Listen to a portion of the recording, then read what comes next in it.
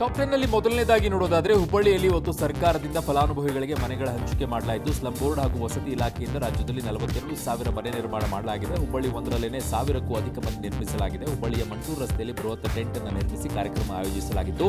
ಕಾಂಗ್ರೆಸ್ನ ಘಟಾನುಘಟಿಗಳಿದ್ದ ಕಾರ್ಯಕ್ರಮಕ್ಕೆ DCM DK Shivakumar ಗೈರಾಗಿದ್ದರು.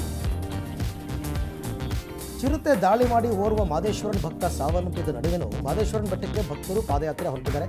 Mandya ಮೂಲದ ಯಾತ್ರಿಕರು ಹೊರಟಿದ್ದಾರೆ. ಅರಣ್ಯ ಇಲಾಖೆ ಸೂಚನೆಯಂತೆ ಪಾದಯಾತ್ರೆ ಮಾಡ್ತೀವಿ, ನಮಗೇನು ಹೆದರಿಕೆ ಇಲ್ಲ ಅಂತ ಹೇಳಿದ್ದಾರೆ. ಪಶ್ಚಿಮ ಬಂಗಾಳದ ಉತ್ತರ 24 ಪರಗಣ ಜಿಲ್ಲೆಯ ಬರಾಸತ್ ಶಾಲೆಯ ಕ್ಯಾಂಪಸ್ನಲ್ಲಿದ್ದ ಸರಸ್ವತಿ ಮೂರ್ತಿಯನ್ನು ತೆರವುಗೊಳಿಸುವ ಮೂಲಕ ಹಿಂದೂ ಭಾವನೆಗೆ ಧಕ್ಕೆ ತಂದ ಆರೋಪ ಎದುರಾಗಿದೆ. ಇದಕ್ಕೆ ಬಿಜೆಪಿ ಕಿಡಿಕಾರಿದ್ದು ಬಂಗಾಳದಲ್ಲಿ ಅತ್ಯಾಚಾರಿಗಳು ಬಿಂದಾಸ್ ಆಗಿದ್ದಾರೆ, ಬಾಂಬ್ ತಯಾರಿಸುವವರು ಫ್ರೀ ಆಗಿದ್ದಾರೆ, ಆದರೆ ಸರ್ಕಾರಕ್ಕೆ ಒಂದು ಸರಸ್ವತಿ ಮೂರ್ತಿಯನ್ನು ಸಮಸ್ಯೆಯಾಗಿ ಕಾಡ್ತಾ ಇದೆಯಾ ಅಂತ ಪ್ರಶ್ನೆ ಮಾಡಿದ್ದಾರೆ.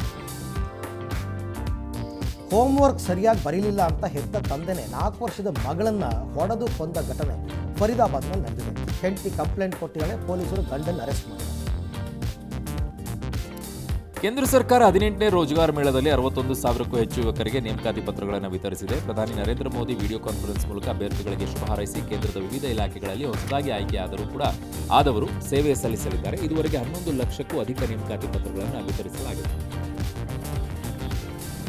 ಉದ್ಯಮಿ ರಾಬರ್ಟ್ ವಾದ್ರಾ ವಿರುದ್ಧ ಹಣ ಅಕ್ರಮ ವರ್ಗಾವಣೆ ಪ್ರಕರಣದಲ್ಲಿ ಸಲ್ಲಿಸಲಾದ ಪೂರಕ ಆರೋಪ ಪಟ್ಟಿಯ ಸಂಬಂಧ ವಾದಿಸೋದಕ್ಕೆ ಇಡಿಗೆ ಕೋರ್ಟ್ ಹೆಚ್ಚುವರಿ ಸಮಯವನ್ನು ಕೊಟ್ಟಿದೆ.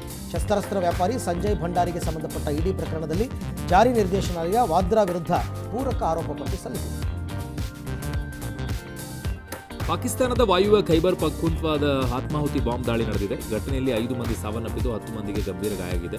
ವಿವಾಹ ಕಾರ್ಯಕ್ರಮದ ವೇಳೆ ಅತಿಥಿಗಳು ನೃತ್ಯ ಮಾಡ್ತಾ ಇದ್ದಾಗ ಸ್ಫೋಟ ಸಂಭವಿಸಿದೆ. ಸ್ಫೋಟದ ತೀವ್ರತೆಗೆ ಚಾವಣಿ ಕುಸಿದು ಬಿದ್ದಿದೆ ಅಂತ ವಧುವರರೇನಾದರೂ. ತೆಲಂಗಾಣದ ಜಗ್ತಿಯಾಲ್ ಜಿಲ್ಲೆಯ ಪೆಗಡಪಲ್ಲಿ ಗ್ರಾಮದಲ್ಲಿ ಬೀದಿ ನಾಯಿಗಳ ಹತ್ಯೆ ಬೆಳಕಿಗೆ ಬಂದಿದೆ. ಒಂದೇ ಸ್ಥಳದಲ್ಲಿ 300 ಬೀದಿ ನಾಯಿಗಳ ಸಮಾಧಿ ಪತ್ತೆಯಾಗಿದೆ. ಸರ್ಪಂಚ್ ಮತ್ತು ಕಾರ್ಯದರ್ಶಿ ಆದೇಶದ ಮೇರೆಗೆ ನಾಯಿಗಳ ಹತ್ಯೆ ನಡೆದಿದೆ ಅಂತ ಗೊತ್ತಾಗಿದೆ.